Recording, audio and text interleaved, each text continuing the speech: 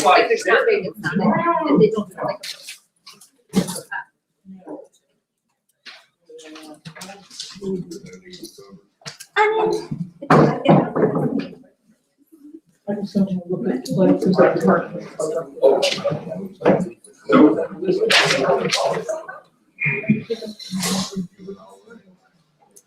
Yeah, that's true. A lot of stuff has a capability. This thing is nice, it's like a little heater.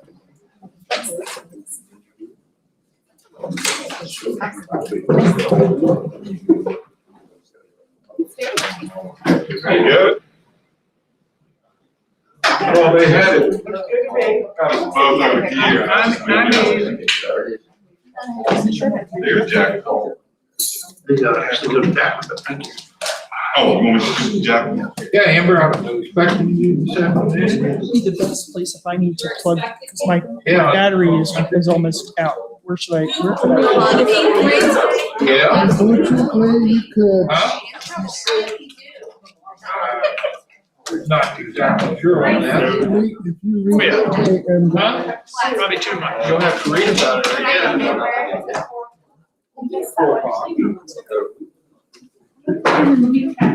Thank you. Hey, you know, Meeting. You did. Hey, John, keep getting in the way. Yeah. Oh, yeah. Well, he came in third. Third overall. Sixteen. Every day I go in. Simon comes in, talks to me. He came in third. Oh, hey, hang on.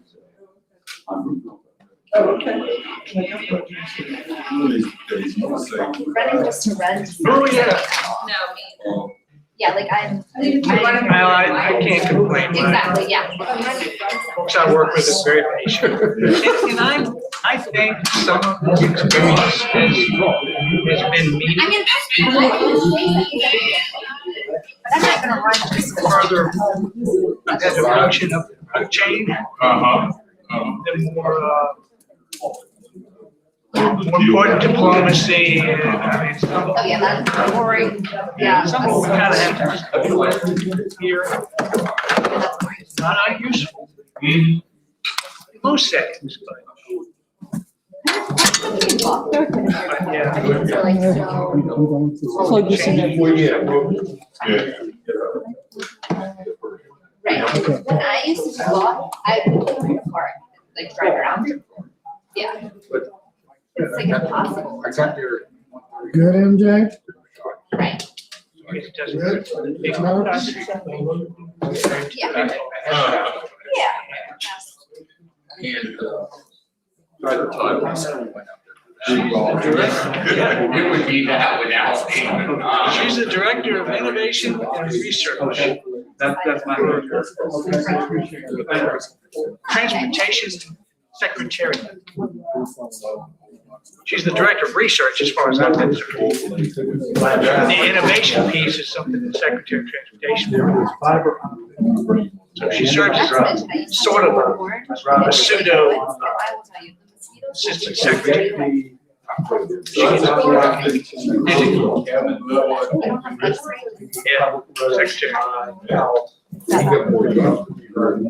You, guy with the sign. Do I? I would go hire a president, you. No, there's a guy luckily between her. Yeah, there you go. Her and me. Oh, yeah. Golf, one of those sports that you just automatically. They don't cut golfers. Well, county and kids don't know. And probably getting them out. Well, that's insane. Nice, like to call board of supervisors to order. As always, let's start with the pledge of allegiance and a moment of silence. Pledge allegiance to the flag of the United States of America, to the republic for which it stands, one nation, under God, indivisible, with liberty and justice for all.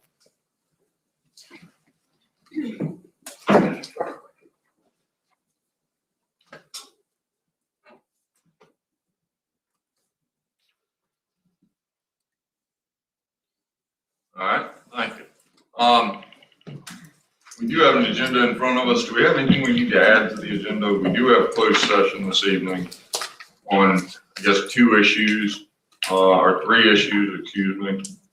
Anybody else have anything they need to add to this?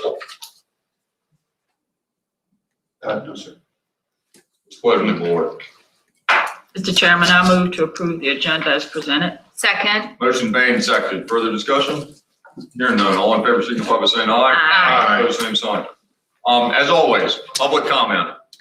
We're trying to keep it to 3 minutes apiece, but come on up and say whatever we want to say. Yes, ma'am. If you can identify yourself, that's all we ask.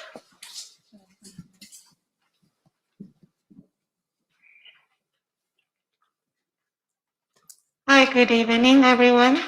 My name is Xin Shao. I'm a Falun Gong practitioner. Thank you so much for considering a resolution today to condemn the practice of forced organ harvesting of Falun Gong practitioners and other prisoners of conscience in China. Falun Gong is a spiritual practice that teaches the improvement of body, mind, and the spirit. It has as many as 100 million followers in China during the mid-1990s. But the Chinese Communist Party feared Falun Gong's enormous popularity and considered it a threat to China's officially atheist ideology. The CCP outlawed Falun Gong in 1999 and has ruthlessly persecuted the practitioners for the past 22 years. Standing beside me is Ms. Ma Chunmei. She's a Virginia resident and a survivor of the persecution of Falun Gong in China. She spent a total of 4 years in prison because of her faith.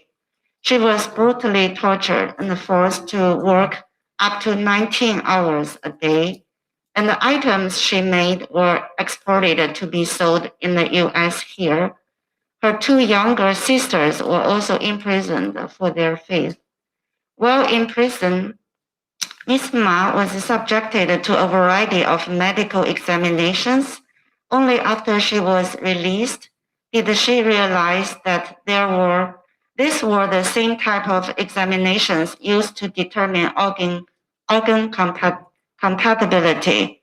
In other words, Ms. Ma was considered a potential organ donor. She was fortunate to survive from her imprisonment, but her 12 fellow inmates, also Falun Gong practitioners, died as a result of the torture they endured as the CCP attempted to force them to renounce their faith. The CCP's practice of forced organ harvesting has received almost no coverage in the US media, and we have found that there are very few Madison County residents have been heard of the issue. The wait for an organ transplant can take months or years here in the US, but the Chinese hospitals offer a matching organ in just a few weeks. We hope that your resolution will help to educate our community about the persecution of Falun Gong in China and the potential risk of traveling to China for an organ transplant. And thank you so much for your consideration.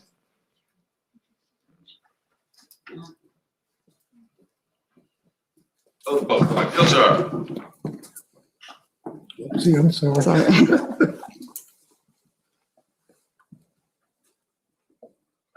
Good evening. My name is Bob Brutzman. I'm actually a resident of Culpeper County next door. It's good to know that Madison County Board is thinking about this resolution about involuntary organ harvesting. But for myself, I think it's important that the focus remain tight on countries that systematically have proven that they are willing to do this to the people within their boundaries. The China Forum, which was an international group of people well respected, including British QC Jeffrey Nice, found that the People's Republic of China systematically was killing prisoners of conscience, so that they could remove their organs and sell them for profit. So while I understand you may want to make the resolution inclusive and very broad, for my money, there's just one country right now that is doing the worst of the bad things that's going on. So thank you. Other public comment? Yes, ma'am. Or-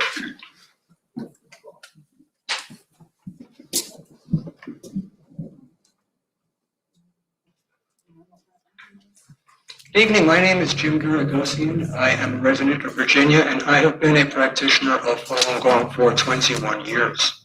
I too would like to thank the board for kindly considering a resolution on forced organ harvesting. If I may suggest a slight revision to your draft, I would like to ask that you please specifically identify the Chinese Communist Party, the CCP, as the perpetrator of this unconscionable crime. And likewise, please identify Falun Gong practitioners as the primary targets. I too understand the need for inclusiveness. Of course, we want to condemn forced organ harvesting wherever it occurs. But where is it occurring on such a widespread scale? All the evidence points to China. And whose organs are being harvested?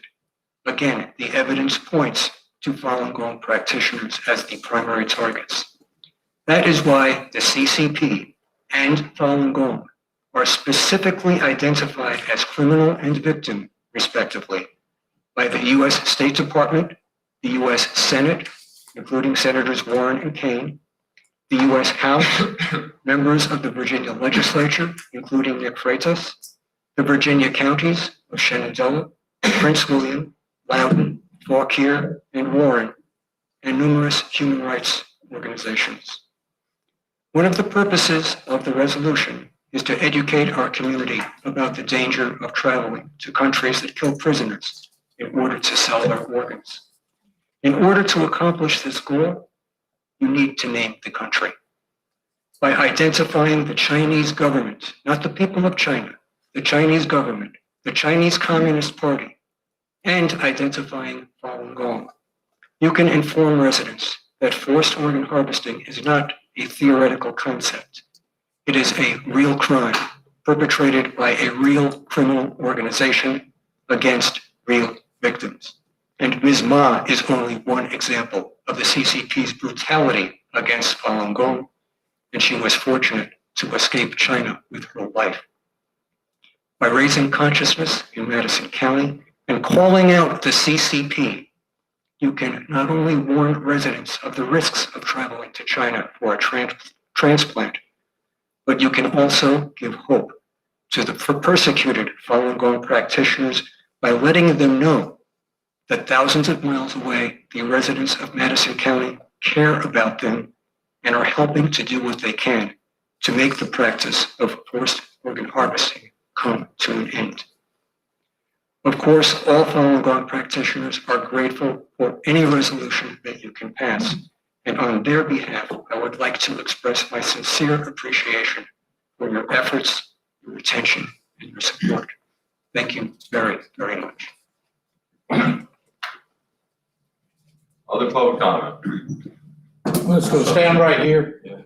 I just want to thank the Board of Supervisors, all the volunteers at the fire hall, Roger and his staff, for what a great job they're doing giving people the back stations.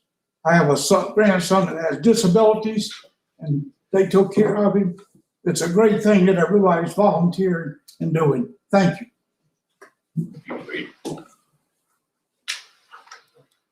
Other public comment? All right. Moving on this agenda. Special appearances tonight we have as the resolution that announces organ harvesting. We've made it, or Hobbs has made it reasonably, a fairly generic resolution that goes against the mass killing of prisoners and members of religious and ethnic minority groups in foreign countries in order to obtain organs for transplant in it's an appalling practice known as organ harvesting. We've heard this evening the request by our public on the Chinese. We should add something about the Chinese Communist Party, the CCP, and then potentially something on the, I'm gonna do my best, Falun Gong practitioners. What do y'all want to do here? Is that what other localities are doing? And he said the Senate and Yes. the House of Delegates. So we should follow what they're. Well, Mr. Chairman, I mean, in my 15 months on the board, we have generally tried to write resolutions and ordinances and all that are not tailored specific to something. I mean, is there not a chance that this is happening in other countries other than the communist, China? So my question is, would this not be as effective if we don't call out the CCP in our resolution? And so, Mr. What's his name? Jerry Goosen? Was it Jim? You did mention in your talk, you said that these folks were the primary targets. So I take that as to mean that, this is where the error awareness of it is coming from. But I can't imagine that there's not targets all over the world for this. So, I mean, I kind of like it is. And I think that our senators, Warner and Kane and all our legislators will think this is just as powerful as if we specify. But I mean, that's kind of my position too. If it needs to be targeted, and it would be Warner and Kane who would expect to target this. I certainly think what we've drafted here would be, like you say, as supportive as if we were something more specific. And I agree with you. I've not done a lot of research, but I can't imagine that if this is profitable in one country, it isn't something that could be done elsewhere. I'm in favor of it, of the way it is as well. I think it's widespread enough that it covers any country or any area that would practice this type of harvesting. It's absolutely appalling to everybody. I mean, there's no other way to look at it. I hope that you all don't feel like we're slighting you by having it written this way, because that's certainly not my intention. Tend to agree. I can go the generic path. I can go specific. It doesn't particularly. It is terrible no matter where it happens, and it's absolutely appalling. And thank God we live here where this is not something that our government does against us. What do y'all want to do here? Well, Mr. Chairman, I move that we approve Resolution 2021-6 as it reads right now. Second. Motion's made and seconded. Further discussion? Hearing none. All in favor, signify by saying aye. Aye. Opposed, same sign. Thank y'all. All right. Moving on here. We do have the consent agenda. We have two sets of minutes, March 9th and March 18th. Anybody have corrections, comments, thoughts? What do y'all want to do? Mr. Chairman, I move to approve the consent agenda. Second. Motion made and seconded. Further discussion? Hearing none. All in favor signify by saying aye. Aye. Opposed, same sign. Ms. Fry, how are we doing on committees and vacancies? Well, I did let Mrs. Long know, so she has sent a request to the judge. Lisa said it has to go through all the circuit judges in the district. So it may take a few weeks The one position vacancy that we have on building code appeals, I had an act from a Mr. Alvin S. to be considered, thanks to Mr. Wilkes. He has agreed to serve if you all will be so kind to appoint him. Everybody know Mr. Esch? He owns, I believe it's the one that owns the country store right in Culpeper, right before the lake. Yeah, I don't know, he's exhibited he's a great, yeah. multiple times that he is all for Madison County, and I He can do it. supports the county, I know on other things as well, I mean, yeah, financially supports. I can't say, I don't think there's a bad word you can say about the man. What do y'all want to do? You want to interview him? You want to appoint him? I move to appoint Al Ish. Second. Motion made and seconded. Further discussion? Hearing none. All in favor signify by saying aye. Aye. Aye, opposed, same sign. All right. What was he appointed to? The Building Code of Appeals Board, Okay. Alish. Sorry. All right. Noah, you're in the front row. What's going on?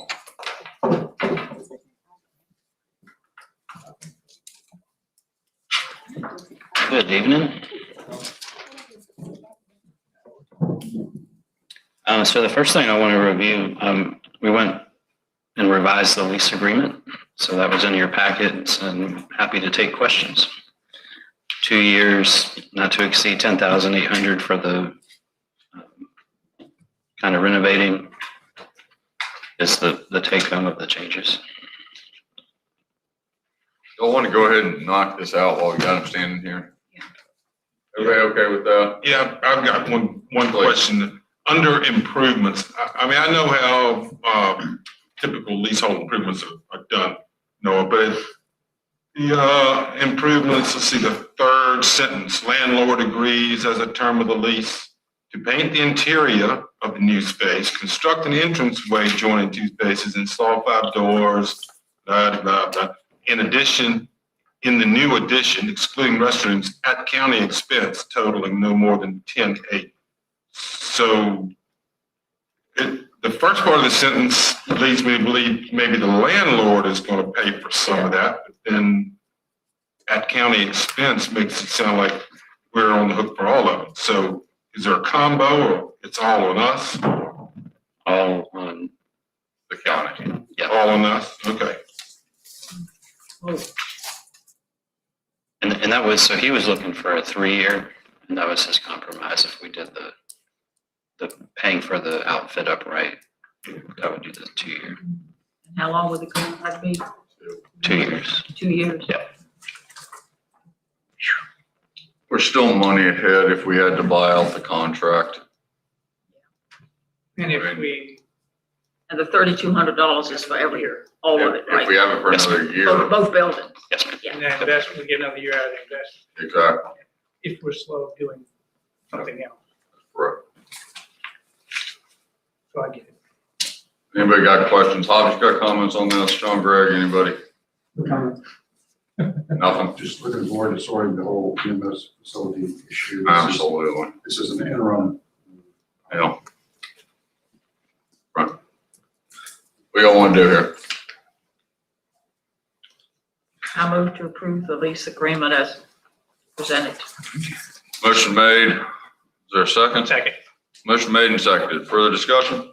Hearing none. All in favor signify by saying aye. Aye. Opposed, same sign. All right. Anything, what else you got, Noah? So the Germanna Community College, they have an EMS program, and they sent me a clinical affiliation agreement that Mr. Hobbs asked me to present to y'all. And that just allows their students to come do their field time or clinical contact time. I think it's a great program. It gives perspective, new folks, volunteers, career folks, how Madison County works, and we get to help them with their education. So, Do they go through Germanna? yeah, they attend the college. It's in the college, okay. Yeah.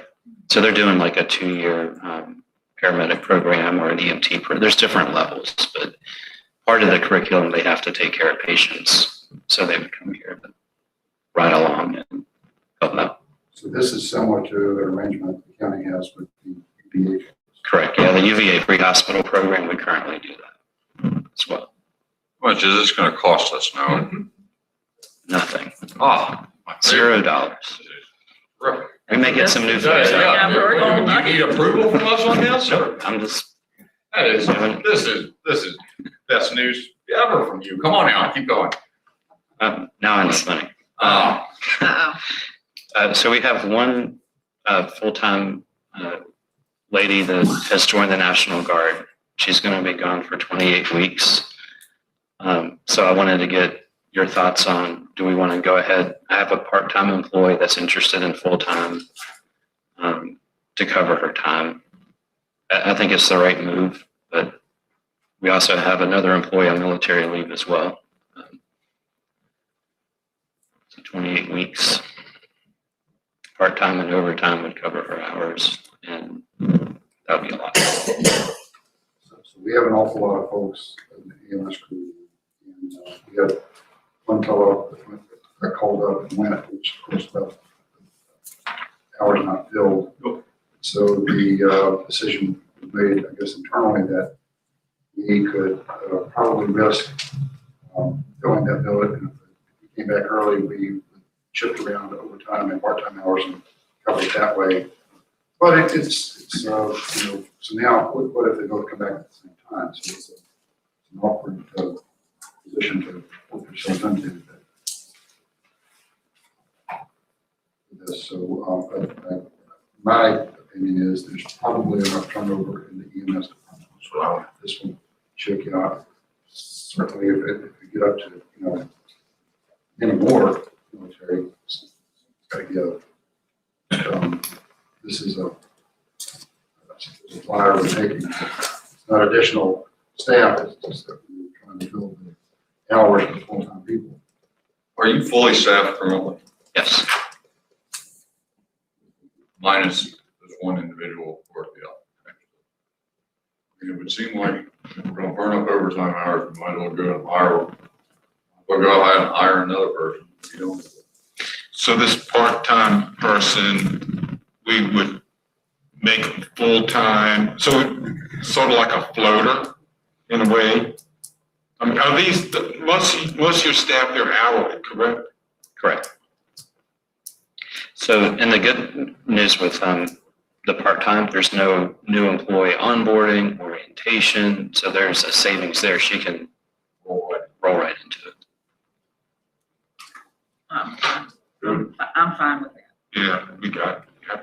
Who's Everybody choice? everybody okay with this? We're good? Yeah, go ahead. All right. Let's keep going. Thank you. Anything else? Yep. Hey, you sit down. No, I'm going to keep going. This is my last one.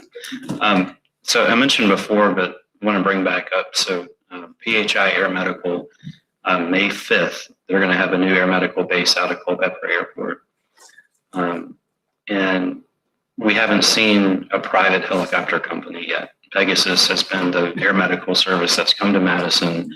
They fly the patient back to UVA, and that bill per se is built into the hospital bill. PHI, I used to fly with them. They're a good company. But where they make their money is on the flight. They don't go back to the mothership or the hospital. And it doesn't take a lot of searches to look at high costs of air medical bills.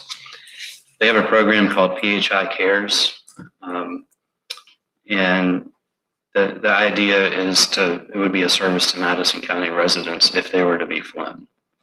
I looked at over the last 2 years, and I think this is a low number because I don't have the rescue squad numbers on it. There were 11 flights. Your average flight is $25,000. This program would cost $39,592, and that would cover every single Madison County resident if they were to be flown from Madison or any adjacent county that touches Madison. And if they're at Culpeper Hospital and are flown to UVA, it would be covered as well. So it's a I just wanted to present it to y'all. There is some PR aspects of it too, of high medical bills. I was flown. There are concerns if Pegasus were to come that they can't honor that. It's a different program. Air Care has a ship, Culpeper, Front Royal, and Harrisonburg. So there's a backup. I've talked to Brian, and I sent it out to the rescue squad, John Shear, to talk about, to get their input as well.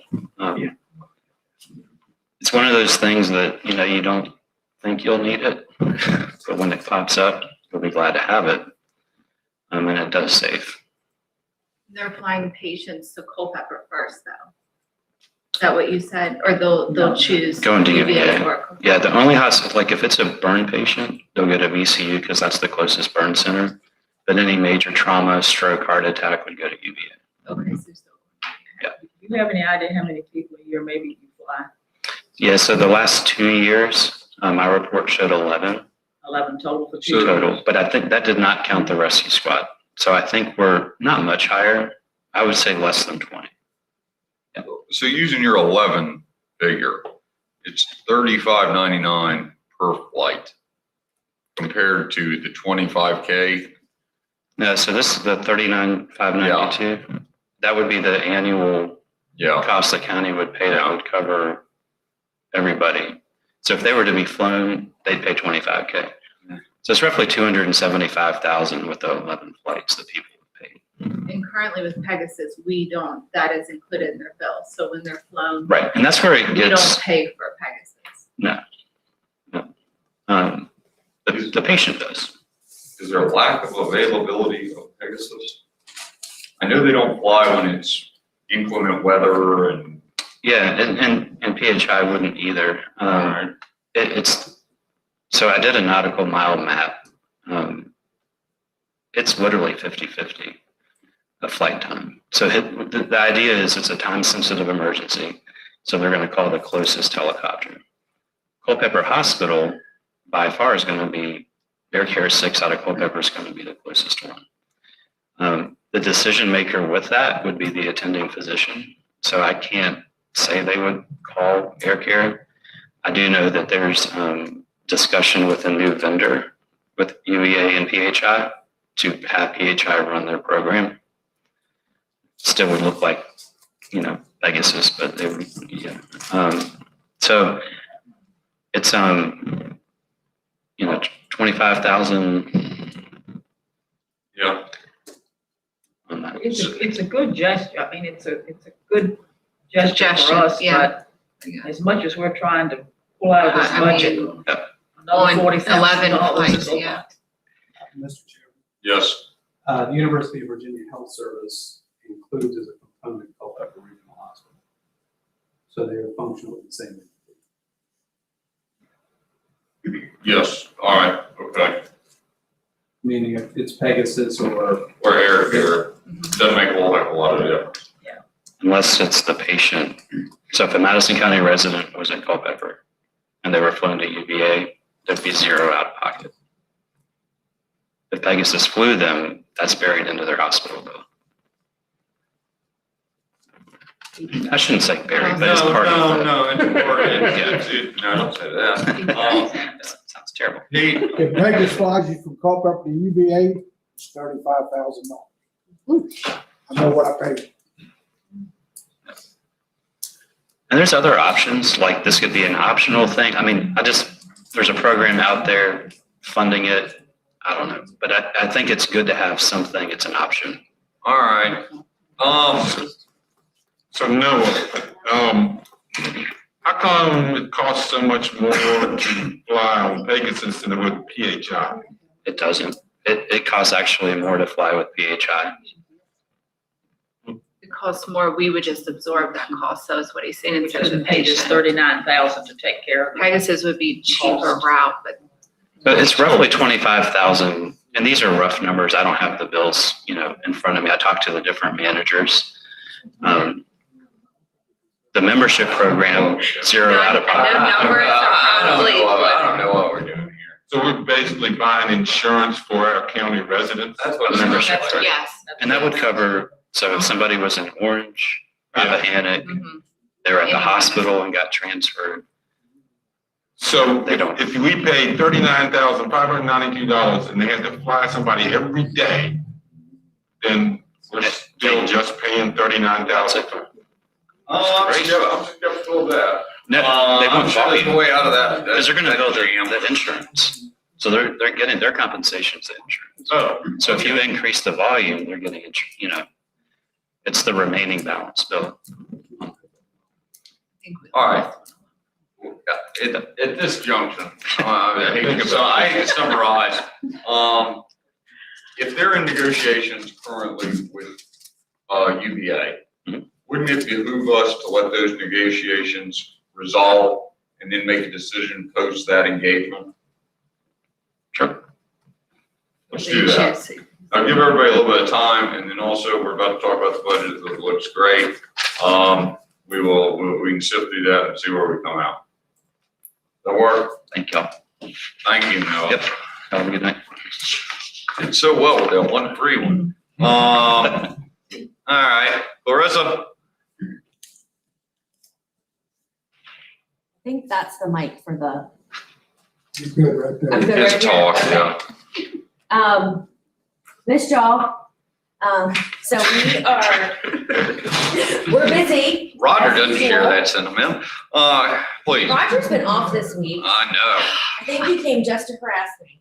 He's gotta make up for 5 days. So we are busy, we're back, everything's, back in full swing. We're at a weird lull in the lower court docket. Our circuit court, as y'all know, we've been approved for jury trials. We have 2 set for June, these are civil and jury, and civil and criminal. As a reminder, the Commonwealth doesn't have to pick the jury, the defendant can pick the jury. So we have 2 in June, 1 in July, 2 in August, 1 in September, the entire month of October and December. So, we've got a lot on Lita's plate and on the sheriff's plate, headed towards the second half of the year, Roger's plate. So we are ask everyone to keep that in mind, ask our citizens to please bear with us as we work through all of that. The Captain Estes from the Sheriff's Office and I are on the Marcus Alert Planning Team for the Community Services Board. It's a meeting every 2 weeks or so to talk about how we are going to implement this in our local area. I know Amber knows a lot about it from her RCSB meetings. There are a lot of challenges to overcome, but it's a good group of people. One of the first things that was realized is that we were missing dispatchers, which are a key component of any crisis or any response to any sort of issue or emergency. So at our next meeting, we had Brian Gordon from Madison, the folks from Culpeper, the folks from Orange were there as well. And so that really helps us know how we're moving forward. The other thing to talk about that I've been working on is the drug court. I know that that's on, I think, for some discussion about budget, so I can talk about it when you want me to, at your pleasure. Talk about it now. Okay, I had presented and asked back at the end of January when Mr. Goodlow and Mr. Crew from OAR presented. And there wasn't an actual piece of paper, so I didn't get put in the budget. And so we noticed it, I reached out to Jack, I gave him some additional kind of a quick information since I had presented it. Neil Goodlow provided some additional information. The bottom line is that we are asking for $20,000 to go with $40,000 that they're asking for in Orange County to cover the coordinator for it. And the idea is that we are spending about $7,500 a year on each probation violator. And so if we are able to get 3 people in a year, that will move over that $20,000. Obviously, when you're talking about the jail, as Kevin knows, you're not ever going to get your share down to nothing because there's still an overhead cost. But this will be a way to hopefully mitigate a jail bill down the road. Do you have any questions for Celeste? Anybody? It's included now, Hobbs. No, sir, this came up after everything was generated. I guess it wasn't in writing, so I missed it. I don't think the board's really discussed it.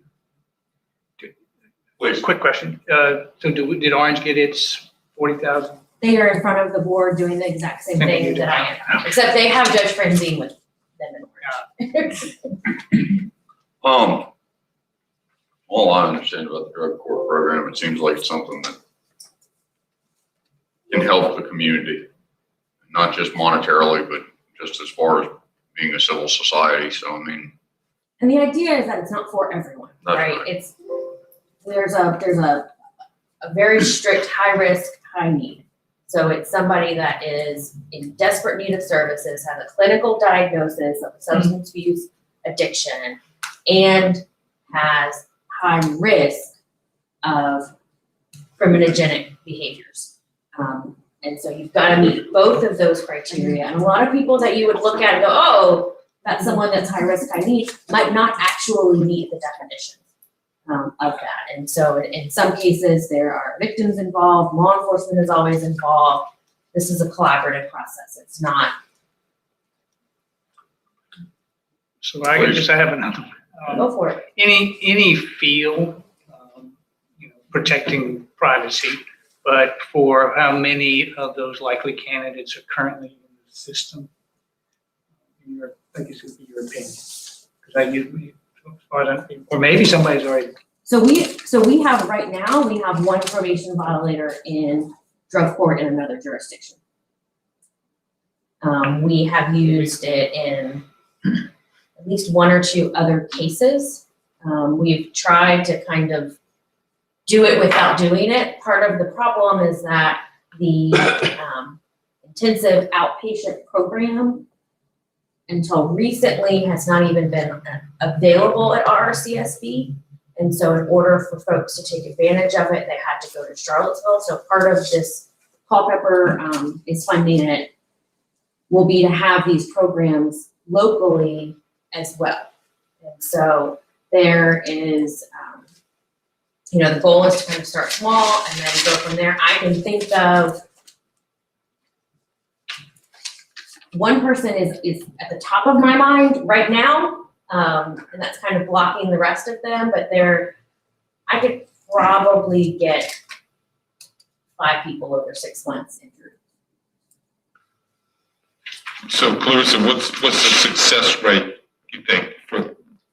So that's kind of a trick question. It's a tricky question, I guess. So you're comparing different recidivism rates, and everybody defines recidivism differently. The DOC recidivism rate is calculated based on return to incarceration to DOC incarceration within 3 years, which doesn't account for people that might return to local jail population within 3 years. So it's really a hard data point to capture on. You probably have anywhere between 1.25% drop out. And out of the ones that are left, it's probably, I think it's 70, 60-ish are free and clear and don't come back into the system. Those are very rough numbers. So overall, maybe half of your people. It's still to our benefit. Yes. So the overall benefit, even if not one person successfully completes it, the idea is that we're now having these programs available that would theoretically provide for services outside of the criminal justice system. And most jurisdictions already have this in place. Correct. Right, we're kind of last to get to. And one of the jobs of the drug treatment coordinator is to apply for grants. Mm-hmm. That Orange County has already agreed to serve as the grants administrator for. So it's typically hard to measure something that's paid for by costs you don't see, but this certainly sounds like if math works. in addition to the social benefit of keeping people out of jail and getting people back on their feet. Ms. Berry, there's this business about the opioid settlement that's coming around. What are the chances that this could be paid for with that at some point, or are they directing their monies more toward treatment and the CSPs and those programs? My understanding is that a lot of that money is going to the CSBs, but it remains to be seen how it will shake out. If over the course of the distribution of it, the General Assembly decides that this is something that they really want to push, that could certainly be used. There's probably going to be an opportunity for additional grants out of that money. And that's just some of the more of the things that we're hoping to explore to limit the fiscal impact on Madison County. But that's something I'll ask about at our next meeting, which will be in 2 weeks. Good train of thought. I mean, absolutely. I mean, you're basically, to some extent, working off of the CARES funding model. To some extent. What do y'all think? You wanna throw it on in there? It does seem like we're behind the trend on this, and if we can help some people, certainly think that's well worth the investment. All good? All right, we'll come back to that. Also, everybody remember, Clarissa has jury trials, trying not to commit too many crimes. Roger? She put it in. All right. Livingston? Dang, Roger says he don't have nothing. I know that's not true. Just the 410 and the 414, ERP, server preparation, Put the fiber in? fiber is gonna be turned up, probably Thursday this week. And we'll have data down to the 410 building. Hey. But for the most part, things are just moving right along with that, and all the data and stuff should be ready, so we're good there. Fiber between E911 and there, that's not coming right now. Obviously, we're getting ready to prep NOAA's ready to get VPN and get down to that one radio tower. Steady running tickets. You've been down to the building we're renovating, 414. How's it looking down there, Livingston? 410? 410, whatever, yeah. It's looking good. Good. It's looking good. I think they're coming along. Everything is, Herman's fun to work with.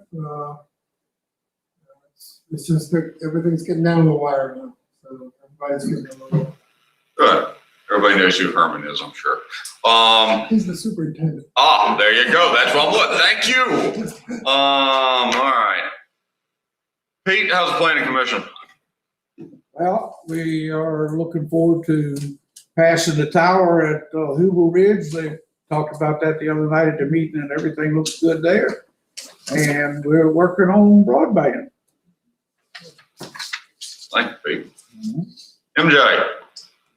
So Bruce forgot to mention in his list of accomplishments that he renegotiated the Sager contract, which, give me the numbers, I can't remember what it is, Bruce, but for significantly more, we have to make a 5-year commitment, but, It's actually a 3-year commitment. oh, I thought it was 6 months. But Anyway, what are we at now, and where do we go to? we're going from 100 to a gig. So 9 times faster. Wow. Substantial. And for the So same no price. increase in price at all. Good job, Livingston. Right. Well, and also it's gonna help, we can get that fiber going to Clarissa's and the courthouse. And that should help considerably with the problems they're having moving their big, large video files around. Good. Good job. What else, MJ? So, I'm in full-blown, implementation mode where we've managed to get Tyler, we're working on Tyler. I'd like to emphasize that Tyler's approach is scheduling a work session, full day, 8-hour work sessions. In April, they've scheduled me for 54 hours of that. In, May, they scheduled 56. That will continue through like September, or, somewhere between 40 and 60 hours of my time during the day who's literally sitting at a computer working with them on things. I have an assignment right now. We're working on revising the chart of accounts that's due to them in April, and they've told me to plan on spending 100 hours on it. This is in addition to, so if I hear that I'm not cranking out numbers, it's because I'm working on other things. All right. Our new accounting manager started this week. She's working diligently on vehicle records. Which would turn out some interesting results, I think. I'm very pleased that she started. I think that'll help me and us a lot. I apologize, I did eventually provide you with an IT budget, but it came out very late today. It's in your email box. It is lower than what's in the 318 version. All right, that ran lower? Uh-huh.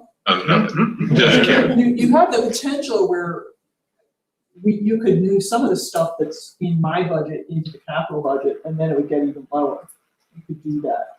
I wouldn't account on it being, saying what's in your capital budget already would contribute towards it. The three main capital items that we put in the thing, we're still trying to migrate the sheriff's system, telephone system, into the Mitel system, because we believe once we do that, we could recognize significant savings on our monthly Verizon bill, like 4-figure kind of savings. Hey. It's just very complicated, and Bruce has been working on that off and on for probably, I don't know, Bruce, how long do you think you've been working on that? A long time. It's a complicated thing. There's a lot of back and forth on that. We do need some computer equipment. Both Bruce likes to have a couple, and we found that it's very handy to have a couple spare computers. When new people come on board or something goes wrong with somebody, he can, rapidly get a new one in place. And both Identity and Tyler have requested that we have some kind of training lab set up, which would require like a minimum ability to train 6 people at a time. So I asked for computers, laptops to do that. The other thing we did is we put $25,000 in the budget to try to address speed issues in the courthouse and in Estes House. And that would include, since we've got this additional up and down speed through Segra at no additional cost, but the cost of that is primarily doing the same thing that we've done between E911 and 414 and 414 and 410. It's, the jump between 410 and 414 is actually similar to what we would do between Estes House and the courthouse, and then running fiber from E911 into the courthouse. AMS seems to think there may be additional considerations related to, it's not log games, what's the right word? The bottlenecks, speed bottlenecks related to devices that might be in one or both of those buildings that weren't installed by them. So there may be a little bit of work, but we don't have any hard numbers on that. We just put enough in it. I do want to point out that next year I did for EMS, for RDA, I put $96,000 into the budget for them. Hopefully, maybe we can get that down. We still don't have a negotiated contract with them. On the ERP, on the new ERP contracts, we will owe annual service fees on all of them. However, we do have a $36,000 credit from Tyler that we can utilize next year, which basically, I think their annual fee is around 38, and we have a 36 credit. So Tyler is basically free, which wasn't in your numbers. But I have other things.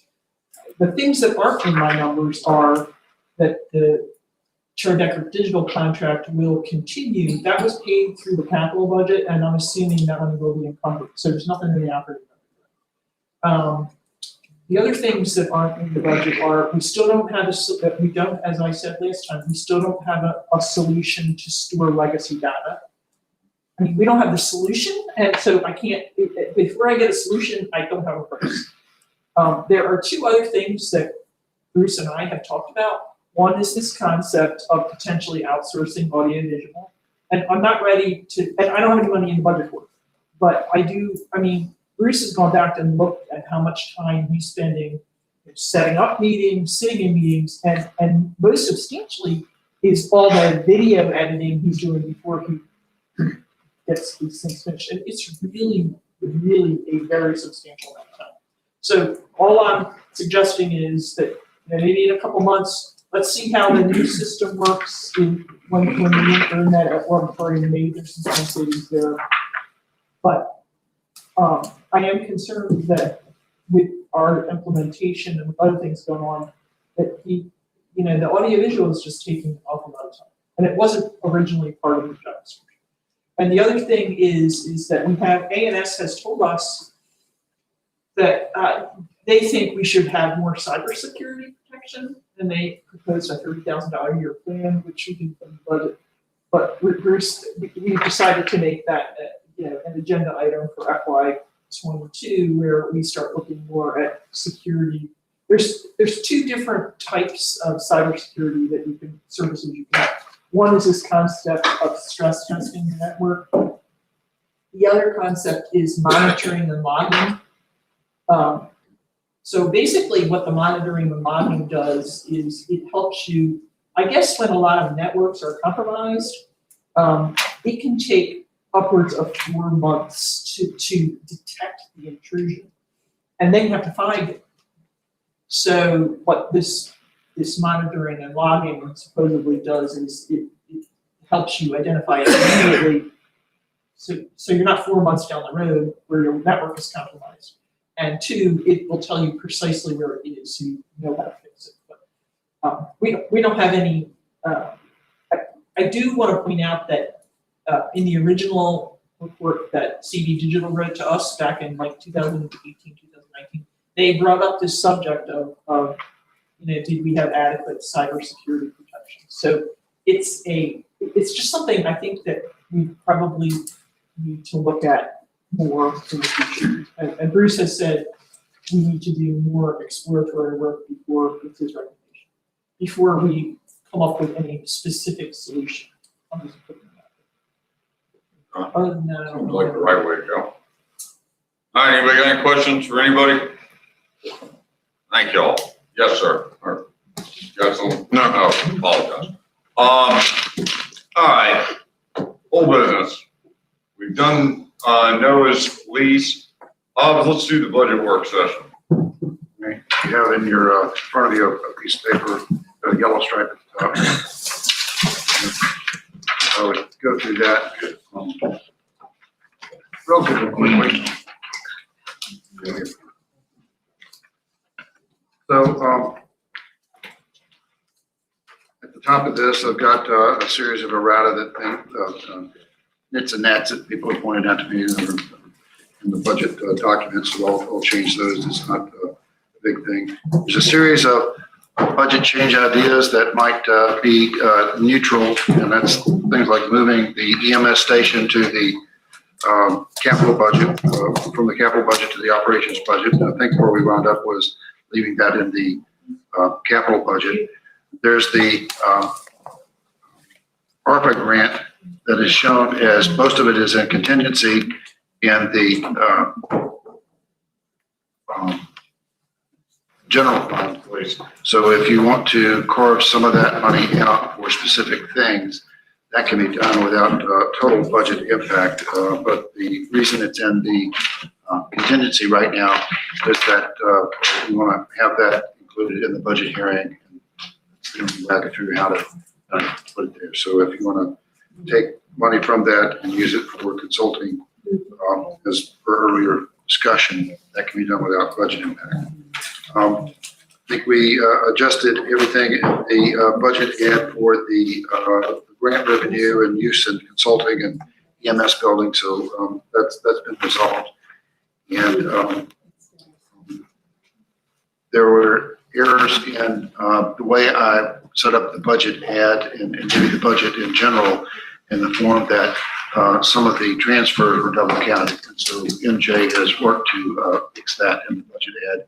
which is another piece of paper that's in front of you. So the document you have there reflects the budget that was presented on the 18th, with the exception of this business about the transfers that were corrected and addition of the capital projects, which apparently we have to have additional hearings and appropriations for unfunded capital project items. But we show additional revenue and show additional outlay for that. So that's not, it doesn't affect the use of surplus, as it were.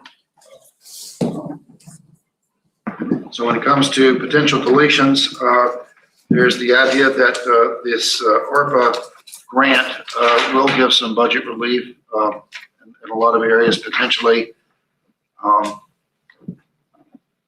reassigning monies that would be spent otherwise to that category. So if we can get some guidance from the Treasury Department or the state, and it's determined that something we have that can be funded with those monies, then we can move off that, but the guidance is just not available yet. And that would be a challenge to find some ideas that we can pay for current outlays from that grant fund of money.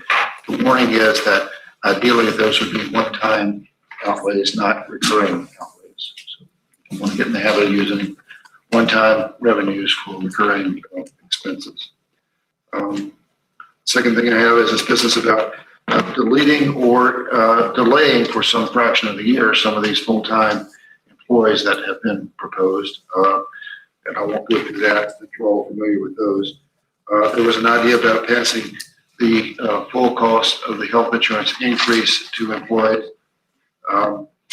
The impact of that's about $13,000, and that's without wading through the pre-tax and FICA implications of that sort of move. We also need to go back and make sure that our ratios with the insurance provider are met, because it's a group plan. They require a certain percentage of the counties to be county funded and a certain amount to be, of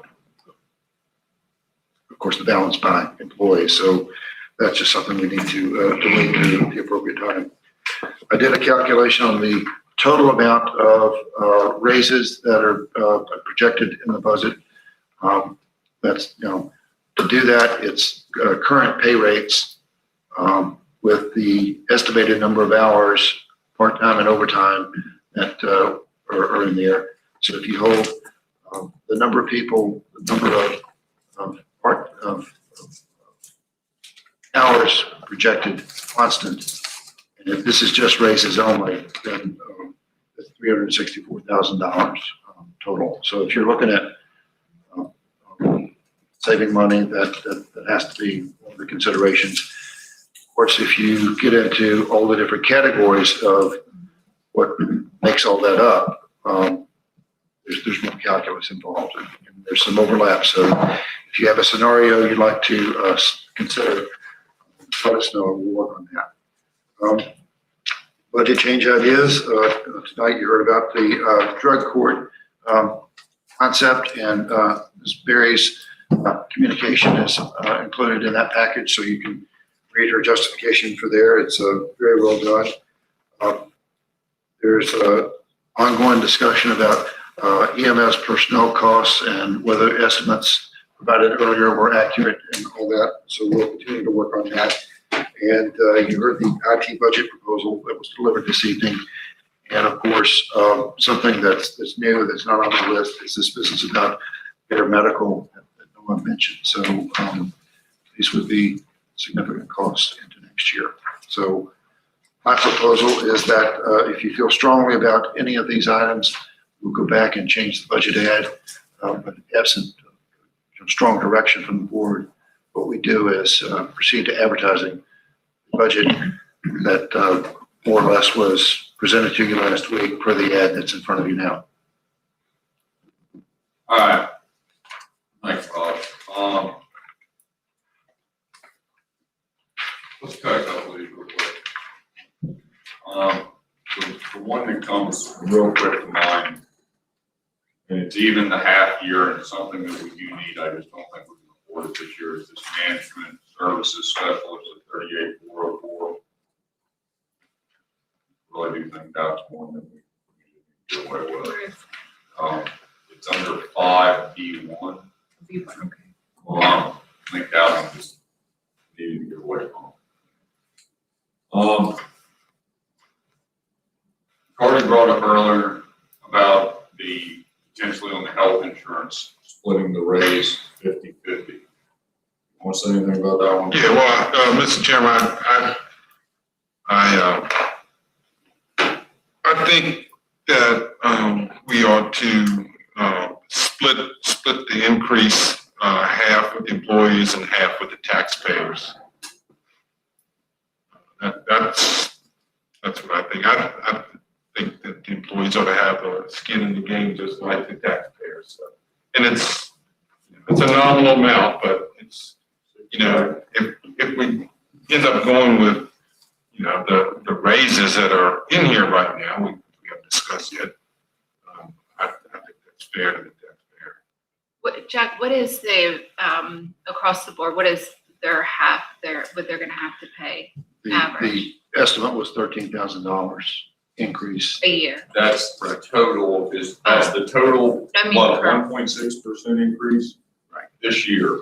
So if we did 50-50, it's gonna be. You ask a straight question, but I'll give you a complicated answer. The problem is not everybody has the same health insurance package. And so Yeah.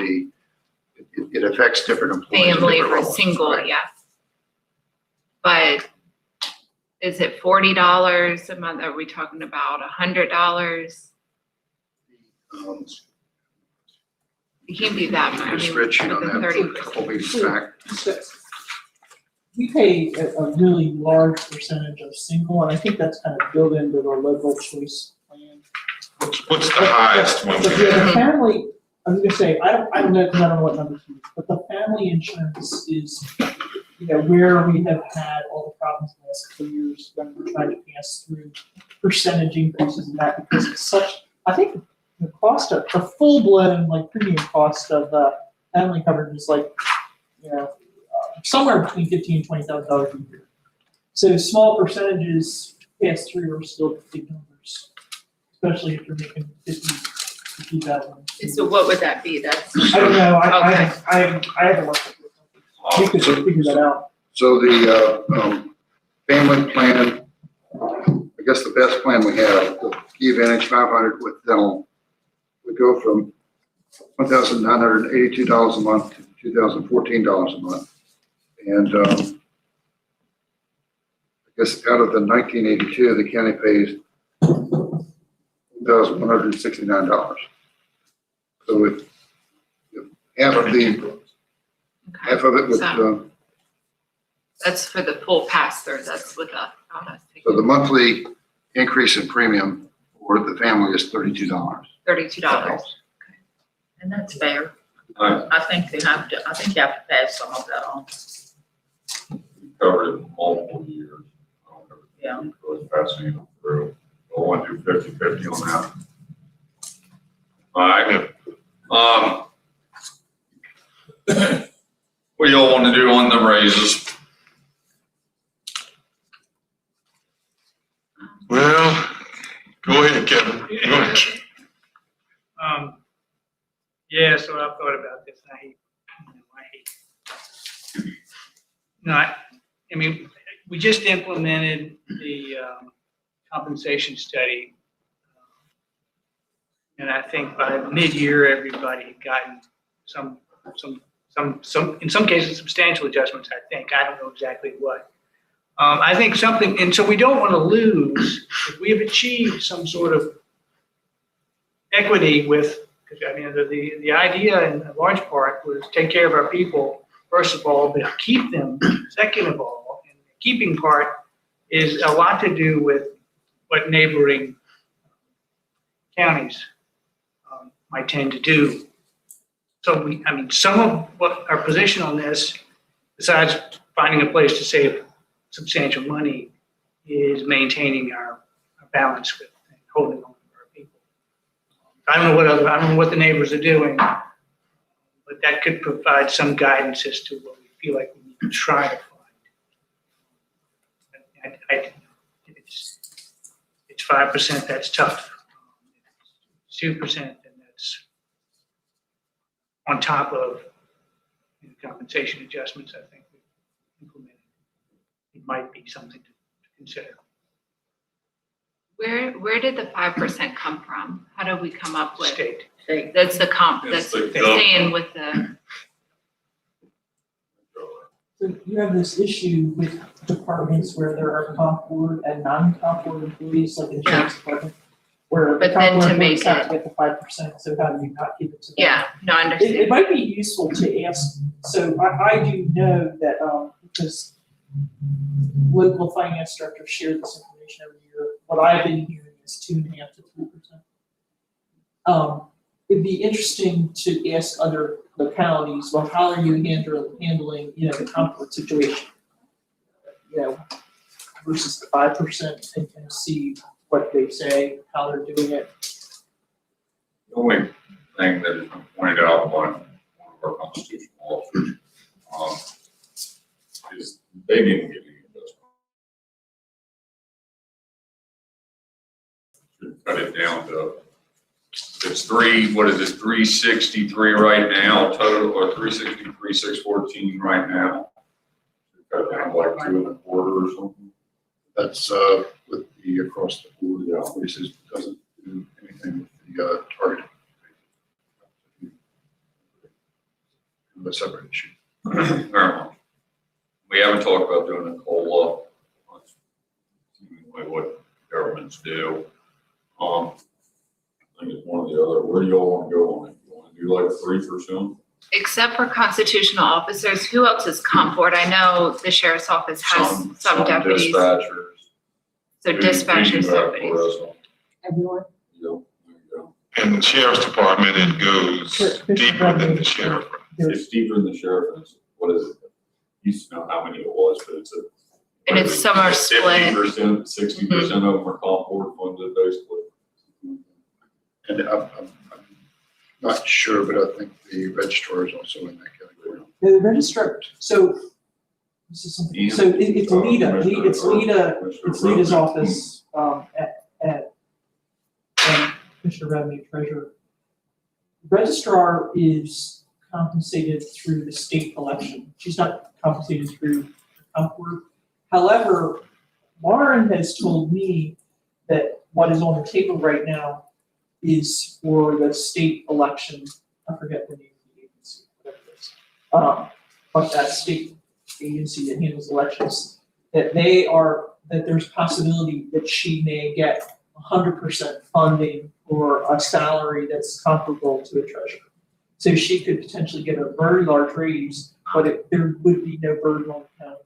And I don't think there's any burden on the county right now for her. Is there, Ben? I think she's almost fully, I think Lauren's position is almost fully funded from the state. Good. Now her assistant is. It's unfortunate. What do y'all want to do on these blanket raises? We know what effect it will have splitting comp or funded positions and county positions. It always goes exceedingly well. As extreme sarcasm, we'll hear about it continuously. But you know, it's not up to us to keep up with comp. We can't. It's different. Let me put something in perspective, because I looked, so our balanced budget. I had a preview yesterday. So it's a $1.6 million in fund balance and three pennies on the real estate tax. So it's a total of $2.2 million beyond what we can fund what we can afford if we kept status quo. And that so if you do all that with real estate tax, that's almost 13 cents. That's going to be hard to swallow for a lot of people. Now, I'd say go 5 cents and then chip away at everything else and use fund balance. But I'm the guy who's going to be not sitting here in a few months. You guys will still be taking grief. Now, I'll get caught at church and people will complain to me there. Or All top. We basically get out.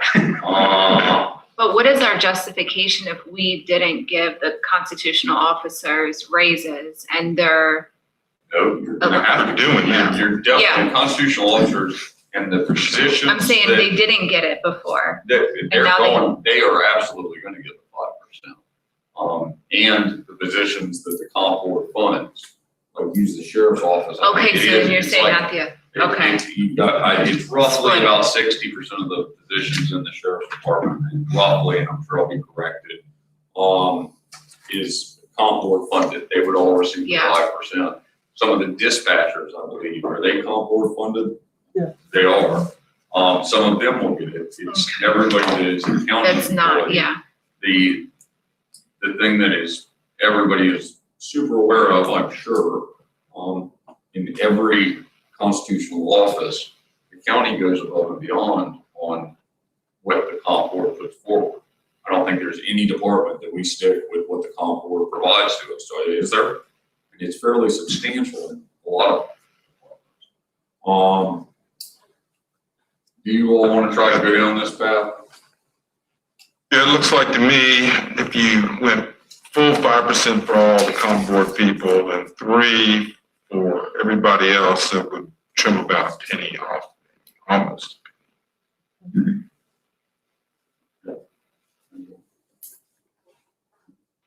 So then 3%. Yeah, 3%.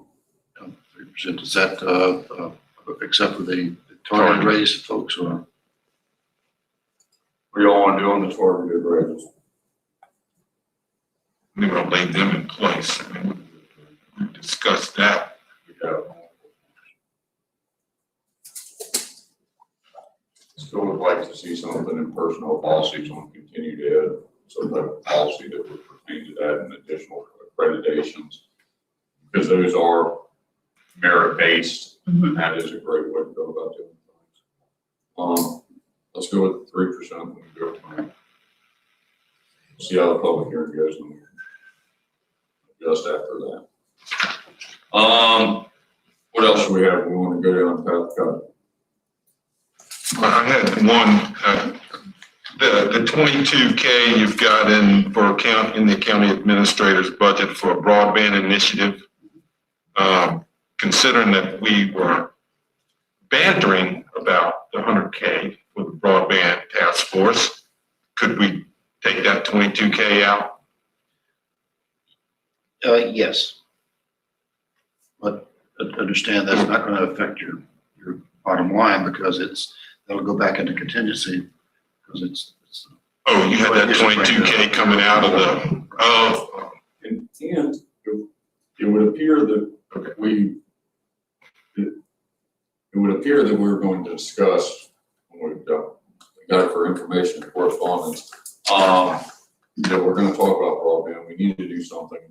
We had the conversation previously about hiring potentially a consultant that would start to answer some of the unanswered questions, and that 22K or 20K or whatever the number is, would be helpful to get that ball rolling because we are so far behind the ball. And when it pertains to education specifically, we need to get on this. I mean, that's the one thing that's come out of all this. We're not even discussing authorities or task force. I would think you would leave that in there specifically for that. Is that reasonable or not? yeah, Mr. Chairman, the next joint meeting with the planning commission, are we gonna have the special use permit in front of us on the cell tower? Yes. And Is that? No, Pete, is that what's, I thought it was. it wasn't included in the advertisement. The only thing that was advertised was the the subdivision? subdivision. Okay, so all we've got for the next joint meeting is the subdivision. So, RSA. No, there's an RSA. Yeah, go ahead. yeah, a special guest. Yeah. And so I was thinking, you guys would, like, since we'll have the planning commission and the board there, we talk about the task force a little bit. Absolutely. Going on that path. Yes. Pass that along to Mike, Pete. So this is a board of supervisors work session on broadband. That's correct. Okay, so, Well, What about, let's go back to, all right, well, since we're already talking about it, also, it would appear that we have an opportunity to meet with, Tim Clemens and potentially Terry Lynn from RSA. And they are going to present to the planning commission with us there, what we need in Madison when it pertains to public sewer and water. And how RSA can be a help to Madison County. They gave us a whole lot of great information the other day. I'm sure they'll convey a lot of that. So the next meeting is filling up pretty quickly, but it would be a great opportunity to talk about potential future growth and the services that RSA provides currently and where we hope to see them go. We talked to Mike Moscow, the planning commission. He seems to be amenable and has a lot of questions. That's great. I guess what they really need at this point, in addition to reporting on all these things, is input on their sewer plant study that they're getting ready to do. And so it's when you do a lot of work on a sewer plant, you just don't replace same size. And so their honest question is, what's the county's desire when it comes to upsizing that plant? Because as you know, all sewer capacity has been sold. Pete, you're good at asking the tough questions. Start making a list for RSA. I think they just come to me. You've been doing it long enough, yeah. That's what I'm gonna do. Appreciate it. All right, let's go back to the budget. We're gonna go with 3% on non-com. Where else do y'all see some savings? I guess is the best way to put it. Anybody else got anything? Nah, I tell you what, Mr. Chairman, I mean, I don't know where else you cut it from. I mean, go ahead, Amber. no, I would say, I don't know where else you cut it from. I mean, There's not much. there's not much wiggle room to, And a lot of positions that we talked about, we've been talking about them Yeah. for years. and we know Brian has to have it. There's no question. We put that off long enough. Yep. So, yeah, I made a list earlier today. And I wrote down, that our proposed tax increase is to provide enhancements to a host of things. We got financing costs for the Madison Primary School renovations, consolidation of the Madison admin offices, been talked about since Jimmy Driggs was a pup. A new accounting system, the public safety radio project. What of those four are not necessary? Pay increases for the county employees, necessary expenditures for EMS, rescue squad, emergency communications center, sheriff's department, and the new EMS station project. I mean, this is we're making real progress in the county, and we're gonna have to pay for it. And I would hope that the taxpayers would look at that short list and say, yeah, I'll pay for that. No, they won't. You're an optimist. You're an optimist. I like your thinking too. You have a lot of confidence. Good. Clarissa, help me out. Take me to jail. There's a couple other initiatives that have been put out there that they are good ideas and there are benefits to employees, even if they hopefully do not need them. And Hobbs's binder he gave to us all last meeting talks about the mental health benefits, and that's our benefit. And that's going to cost the county an additional $40K. But when it pertains to COVID and stressful work environments, that's something that can help a handful of people that work for us, and that's a real winner all the way across the board. The one that I have on here, Hobbs, on actually the next page on this book, it's capital and one-time spending. You've got data processing and technology at $100K. And it says desktop replacement and network upgrade. Moving forward, we just bought all those computers. And I appreciate the comment that I guess MJ made, maybe, or Livingston, about having a handful of extra computers so that when they break down, throw them right in. Do we still $100K on that? That's more a contingency in my mind because we're in the middle of this IT project now. Things keep coming up that we need to spend a bunch of money on. It's in the capital budget because the idea is that the board needs to approve it before it comes out.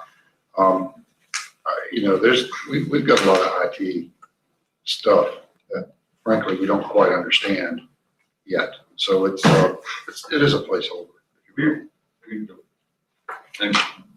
Good answer. We've deferred IT for so many years that it's finally caught up to us. We've got Livingston, MJ, and we've got all these repeaters that, thank God, are getting away from those. Anybody else got anything on the budget you want to pop to go ahead and proceed to advertisement? So I do recommend that all these adjustments come out of the fund balance category and we hold true to the 3-cent real estate tax and advertise that. See if we can make it out the door. We'll see where we're at with the 3% deal. And I've told several of you, I think it's obvious that the county is making progress. It's just that we just need more revenue. And this year and 3 cents is probably not going to be the end of it. There's so many things that we got under our belt that this year everything came due. And now it's time to catch up revenue wise. I just worry that, and I agree 3 cents is probably what we need to start with. Looking at that $1.67 million that we're taking out of fund balance and not replacing, which means that's unsustainable. And it's just gonna catch up. We're gonna keep catching up. So yeah, 3 cents. People will complain about 3 cents, but it's much worse than that.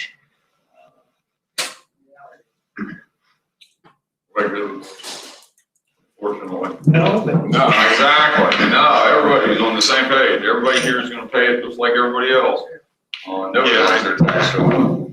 Yeah, I guess, I've been thinking about this since I saw the 3 cents, and I've been talking 3 cents to How's that going? the guy that's on the store porch. How's that going? Yeah. Going well? I just, They embrace it. hang They like on. it. Yeah, that's right. thank you. So, yeah, last year they were thanking me, so I guess I owe an apology to my colleagues up here on the board since I argued fervently not to raise the tax last year, and now I see So, yeah. where we are, so We'll hold it against you. I'm learning. All right. Anything else on the budget?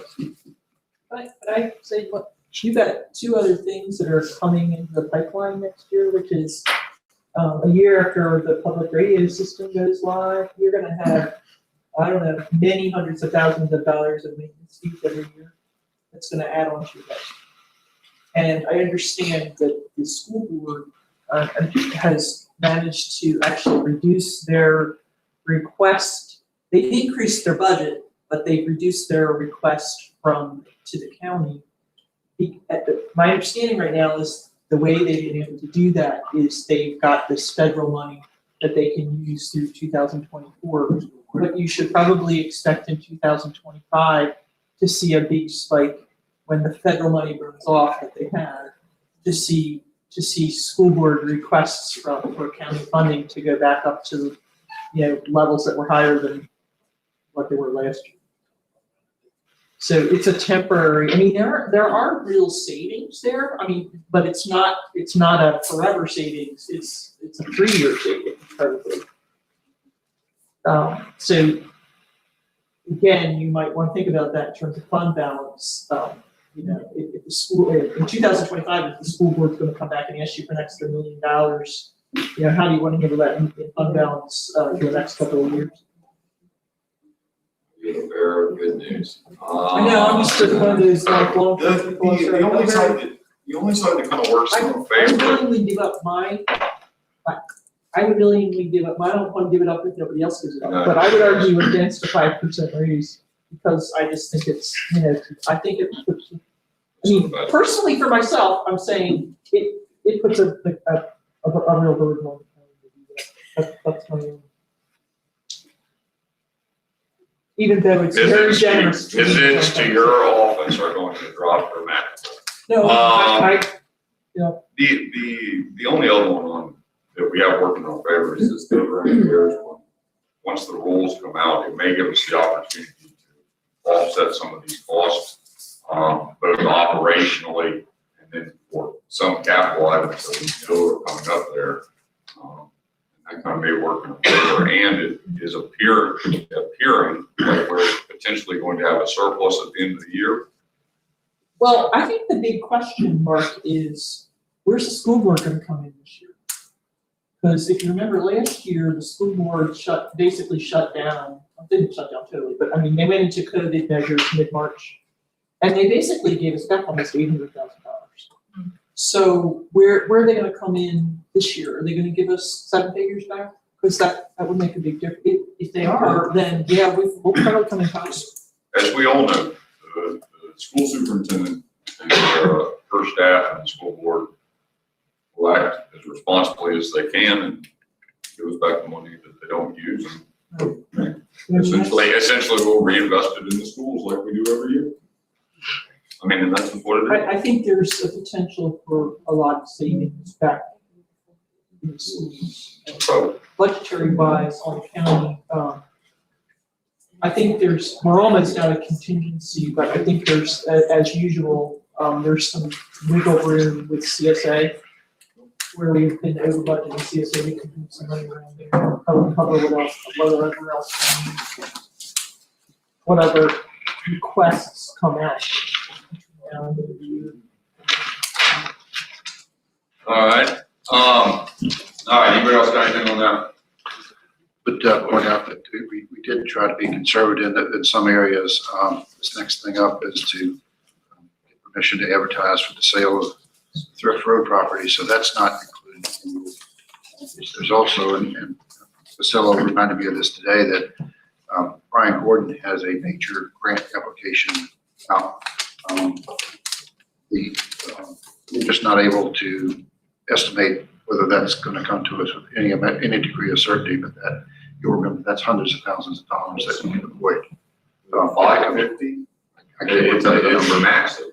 And It's not in the budget. Even if they get it, there's a 10% match.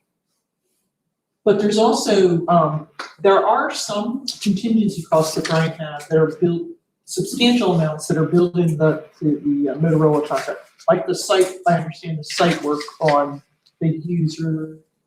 But Brian says, until they actually do the site work, they're not really gonna know how much it costs. They can still, and the other major item is this, I can't remember, is it BDA, is that what it stands for?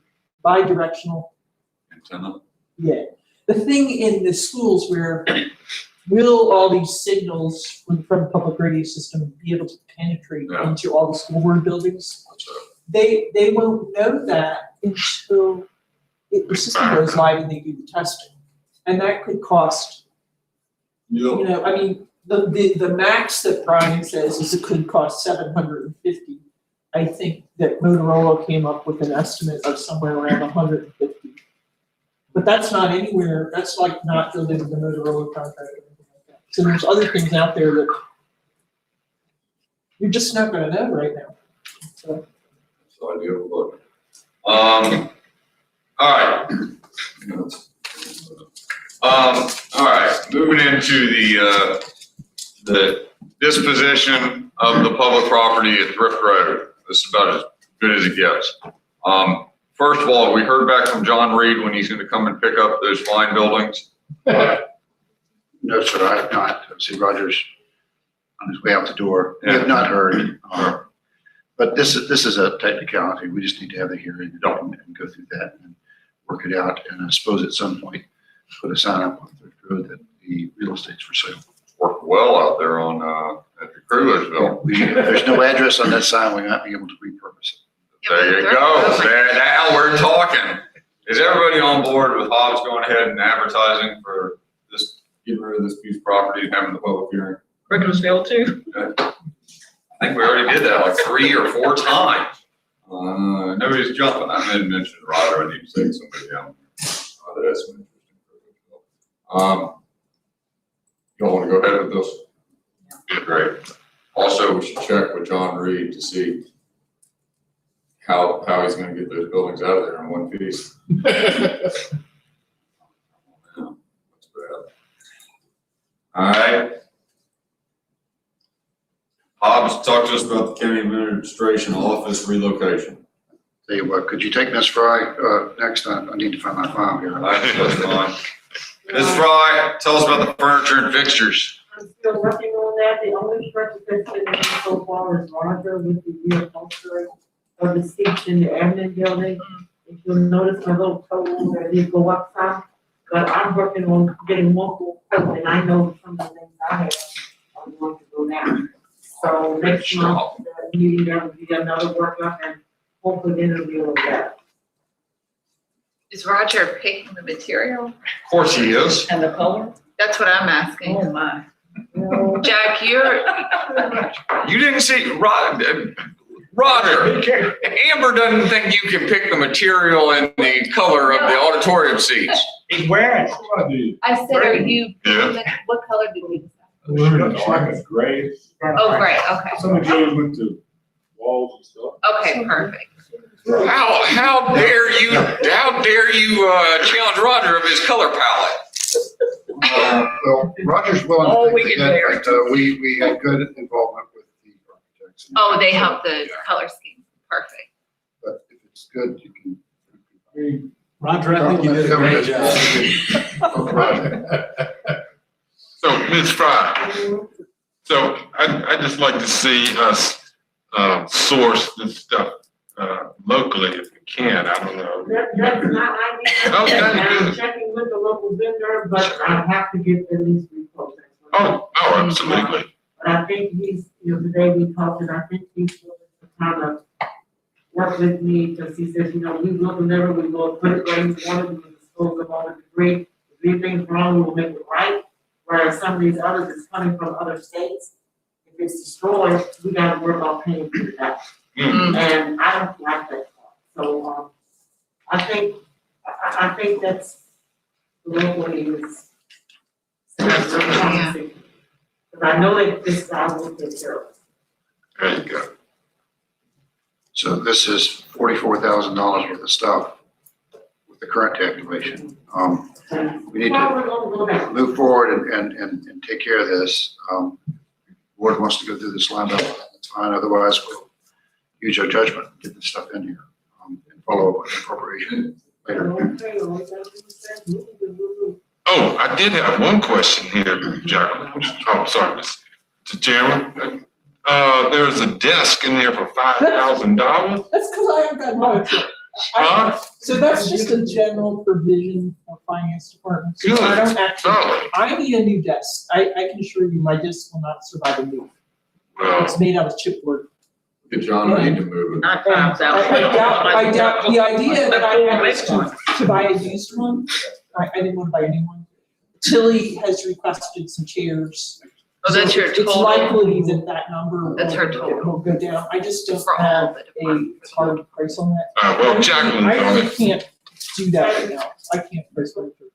I don't have time. And there would be a change because the chairs, I was thinking about the executive chair, something I put all in one morning. But because of the size of the room, one of the tables is to seat 12. Those executive chairs will be. Get little chairs. Yeah, as long as it's on the wheel. Those right there.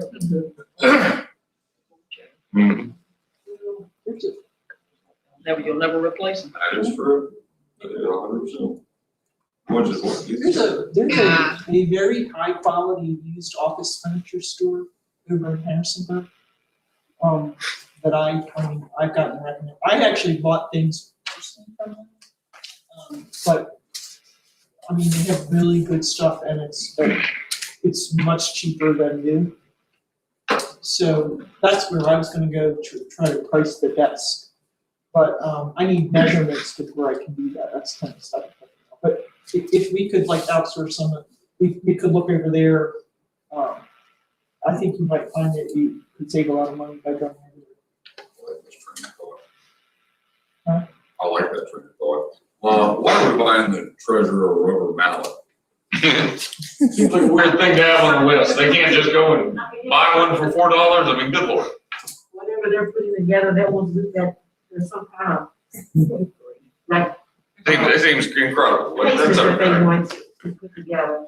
Rubber mallet. I think I want it home. Yeah, see, that's what I'm saying. I've got a couple of the dang things. I mean, good lord, I'll donate a rubber What are you doing mallet. on August 10th? Come help move. Yeah. All right, moving I on. think I'm sick of Hey, you have a pickup truck, you'll be okay. So, Yeah, on the IT stuff, Bruce has already done all of the procurement, and in some cases, like people are saying, if we don't buy the scene, we're not gonna get it at the price. Can you, as long as you approve the stuff on the, in the IT section, and you move forward with buying? So what I'd like to do is have everybody put this together so I can see procurement and have everything in one place and run it through one shop. So that's what I plan to do tomorrow is issue the things, they send it to me so I can sign it and we'll rock on. Yep. The idea is that all this would come out of fiscal year one is, and not, so we can not get into next year's budget. And that will dovetail with the move. everybody good with that? Seems like the right way to go, then all the procurement straight, we're done. Good. Hobbs, let's go back up, office relocation. Yes, sir. This, what happened in the file, but the, work is progressing down at 410, and that's been the big focus for Clark Nexon, the construction contractor for the renovation project. We've paid out 2 invoices, about $500,000 on a $1 million project so far. These guys are slow to bill, and so the actual progress is much greater than what you see when it comes to invoices paid. We do have a series of change orders pending, and I think I sent you a list of that last week. Nothing to earth shattering. As the last time I went down there, the work at 410 left to be done involves the cabinetry, the finishes. We need to do a final inspection of all this. There is an issue with the fire alarm installation, and that is one risk factor when it comes to moving out. Apparently that needs to be right before we can get the official occupancy permit. And Bruce is working along on getting the phones and internet stood up down there. So this will be a pretty hectic couple of weeks to make all this happen. The data and phone wiring inside has been finalized. The fiber optic cable between 414 and 410 has been installed. The plan is to run off the radio internet system until all this main fiber stuff can get installed, and that'll just have to follow. The big move is planned for April 9 and 10. Furniture selection is well underway, and obviously we'll be rushing to finish procurement on that. The intention is, or at least the staff's plan is to do what it takes to get down the hill, move to get things set up, and then we'll plan some sort of open house or a reception or something, and ready to come down as they see fit. Obviously, if anybody here wants to go down and see what's going on, we'll arrange a tour. April Clemens has been organizing that. She knows she has hard hats and eyeglasses and coordinate with the superintendent because they are fairly safety conscious in this job. So Clark Nexon is doing a good job for us. Up here at 414, we're still working to get the audio visual stuff installed. That's quite a conversation with that contractor going on. If you've looked in the window recently, the demolition work has occurred inside the board auditorium, so you'd have to bring your own chair if you want to meet in there, as it were, but we have turned that over to the contractor for his work. Roger has contracted for the covering of the seats, and that seems to be going well. We have yet to nail down exactly what we want to do with data drop location and electrical outlets, and so once we get all that figured, we'll get final pricing from ENS and get that up and running so they can then coordinate with Clark Nexon on that work. Long and the short of it is, it's the typical rush toward moving buildings and all that over the next couple of weeks. The move into 414 should be able to occur after June 17, substantial completion date for that element of the project. So we're moving toward things being on time, maybe slightly over budget, and that's due to all this IT and AV work that was not included in the original project estimate, and also furniture if you want to throw that into, but certainly nothing unexpected with this project so far. Do you have any questions? Thoughts? Keep it going. That's what I had. Very good. Any other old business we have this evening? Good new business. Bob? I'm going to give a little bit of a report on stuff that we need to procure out of this year's budget, and moving things obviously into this year's budget saves them from being in next year's budget, so that helps. The building officials office has requested a new vehicle. I asked them to nail down exactly what that will cost so we can bring that to the board for consideration. We just talked about the furniture and fixtures. There's a whole series of change orders for the county administration project, but we still need to get that nailed down, certainty. One thing that we do need to do is this get kicked off on this facility study in the capital budget. And even today, we had conversation on the rescue squad project, and as an alternative, maybe an EMS building that would be built on Fairgrounds Road. So the idea is we need to do some sort of more formal, thorough study on those alternatives. And so the idea is that we'll find a contractor or a consultant that can do what's called a site selection study to compare all the pros and cons and costs and impacts of one site versus the other. So the idea is to compare following through on the rescue squad site or Hoover Ridge as an alternative. So we'll work on that. Other thing we have going is the folks at the animal shelter have some ideas about use of not the topping fund monies, but the animal shelter donated monies. So we'll probably be coming forward on that in the near future. We are working with the school board, getting a study on this parking lot pavement done, but they have yet to get back with us on what they'll need for that. So that might cost several $1,000s, but our friends at the school office are heading that up. And I suppose that this idea of broadband studies,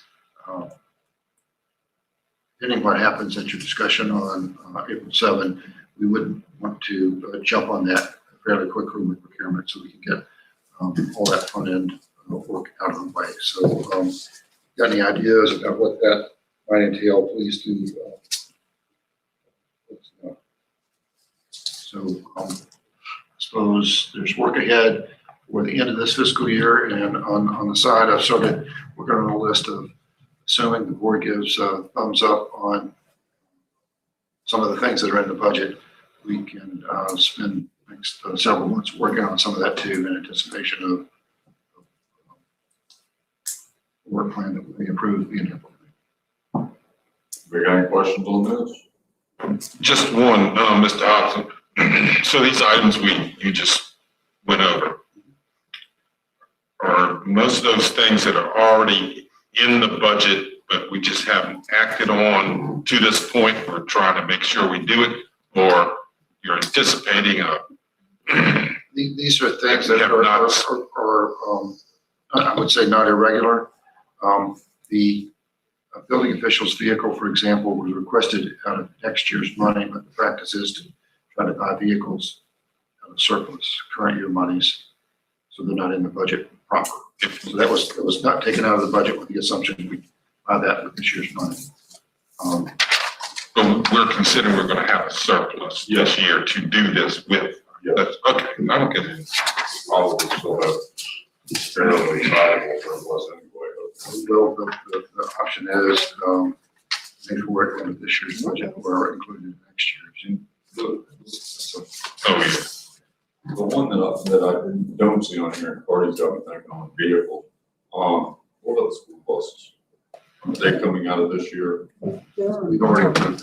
Even better, there you go, good, but they're out of this year, getting rid of next year's, the idea of. There are no school buses. Exactly, right. All right, anybody else got any questions on that one? Although the match money is. Yeah. All right. Any other new business? Information correspondence, like Cardi brought up the broadband discussion that'll be held by us, board. I'm sure we'll get plenty of input from the planning commission. That'll work well. The planning commission hosting RSA staff to answer some of their questions, and direction pertaining specifically kind of the growth in Madison, because right now, as we all know, sewage treatment is a limiting factor to some industries and development here in Madison. Yeah. Got any other information correspondence? Just to remind everybody that the meeting on April 7th, the joint meeting, will be at the fire department. And I know I've taken several complaints about the use of this space for board meetings. You are, I suppose we could ask the fire department if you are inclined to start meeting down there instead of in here, but my suggestion is maybe you should size that up at this next meeting. I got a light problem. We really have problems with. We've been like a ghost last week. Oh, we left it just like we'd never been here last time. I thought we did. No, are we getting complaints from, the judge? He doesn't call me, you probably, Roger would hear it. Everything's good with it. Everybody, we're keeping the judge happy. I just had just the first meeting with the stuff to get put back where it's supposed to be, but we got on it straight. Thank you very much. We do have lighting issues in our rooms. I think the one downstairs across the road, that's horrible. But yeah, let's see about our hall tree. If we move to the firehouse, is it possible the stuff could stay up? It probably could. We want to keep you in practice. COVID class on Wednesday. Yeah. All right. Any other information correspondence? Did meet with the rescue squad today. It went very well. Public comment. Public comment. Public comment. We were just talking about the juvenile and domestic court, you know, the It's styling horrible. of it It's is horrible. quite interesting. Horrible. Whoever picked that. With the blue lights, I mean, it's very like, you know, Oh, it's downtown club. Absolutely. Public comment. Livingston, how are we doing on our digital platforms? Are they rolling in left and right? It looks like just you and me. Vimeo, you got 2, on YouTube, you got 2, but nobody's commenting. All right, no comments. Public comment? Public comment. We do have a closed session this evening. Sullivan, please.